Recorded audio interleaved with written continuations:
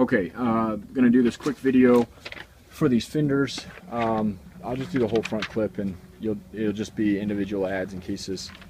And then so just look at the title. If you see this video on YouTube, look at the title of the ad. If you link it to our eBay account, and we'll advertise. For example, the fenders, each side or pair or grill or hood, and that will all be separate listings. Okay. With that said, I'm going to start with the fenders here. These are CJ7 fenders. They are in actually really good shape. Probably the cleaner set of fenders I've come across in quite some time. There is a little bit on them I want you to be aware about, though.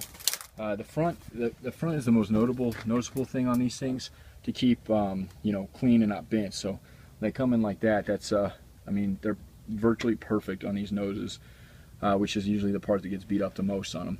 The other part that likes to wear out them on is the top side here. I got this hood on this thing, and unfortunately, let's see here, the way I'm gonna try to get the forklift, but it's being used right now. So later on I'll have to pull them out if we don't sell them. But the main thing on it, and just doing a visual on these that I see, is back here. You can see a little bit of bubbling here, and the paint flaking off. It's on a flat part, so not a you know, not a hard place to fix, but definitely be aware of that. And even when that, even the way these fenders are, they're so clean, just that there doesn't really deter the value or lower the value on these things, because again, the noses are the most important thing for most people out there. And it just depends on you and your needs on them. So, but I don't want to hide it from you either. So definitely got, this is about $50 size here, and then a little bit here that hasn't, you can see the paint kind of flaking off there, that's bubbled up underneath the paint but hasn't quite come to surface. Now there's a hole here and a hole here. I think that's all the holes, probably from an antenna or a CB that somebody had mounted, but I don't remember these having factory holes here. So, and those two would probably be filled in.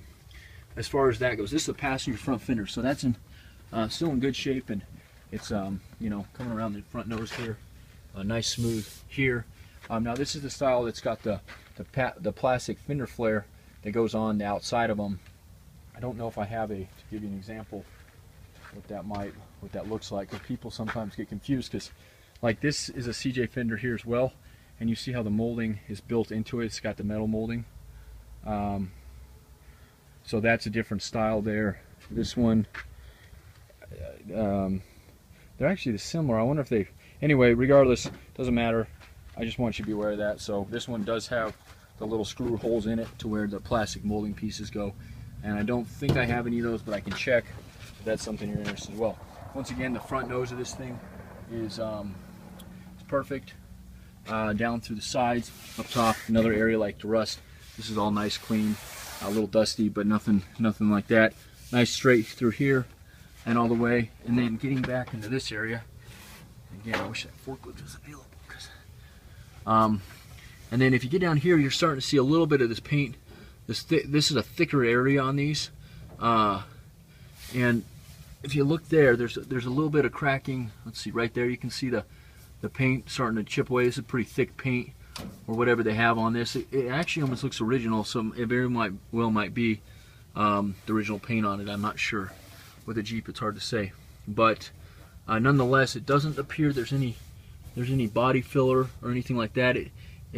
Through here, it just looks like kind of a clear coat, but you know, from far you can look from back here, and it's almost unnoticeable. Obviously, I'm assuming whoever gets this is going to fix that, but when you get up close, you can really see the detail of kind of the spider cracks that go down. And again, it's easier for me just to show you it so you're happy when you get it, because it usually doesn't take away the value when they're overall are clean fenders like this.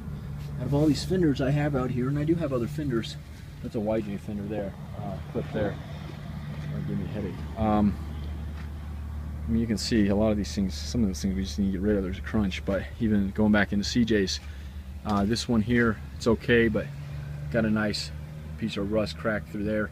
That would have to be tack welded or something there to repair that. And then same kind of issues with the paint. That actually has some body Bondo, you can see up in that side of it. But and that's typically, to be quite honest with you, what fenders come in, or this is what I was telling with the nose on them being kind of beat up. So when you get a set of something like that in, and that's part of the reason that's a whole front clip there. Although we're going to break it down, I'm sure, and sell them in pairs of fenders or depending or whatnot. But anyway, you can see that fender. That's another CJ. That's that plastic flare I was talking about.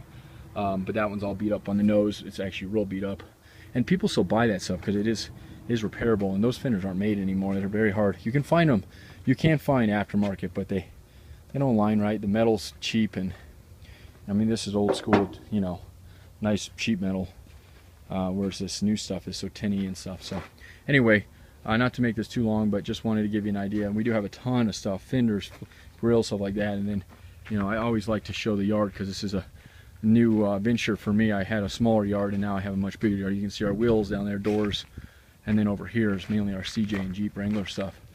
But we have acres out here of just Jeep parts, so windshield frames, you name it, tailgates, and whatnot. So if you need other parts, or you see this up on YouTube, you know, give us a call.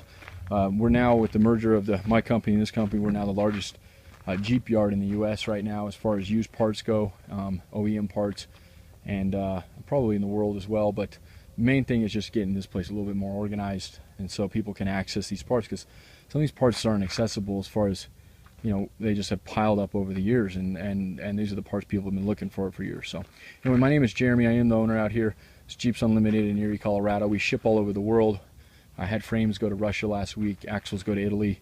It's not that hard. We ship them to the ports and let brokers take them over from there, as there's only a couple of us here, but that keeps our prices down and lower and stuff. So anyway, I hope you enjoy what we're doing out here, and definitely like us on Facebook. I don't know the account name. You have to look us up. I think Beep Jeep or Jeeps Unlimited or whatever. But anyway, you can text me, call me, email me, 720-987-8772, as well as email is Jeremy at Highline, H-I-G-H-L-I-N-E. It's J-E-R-E-M-Y at Highline, H-I-G-H-L-I-N-E, 4, the number 4, letter X, number 4, 4x4.com. So I hope you have a great day.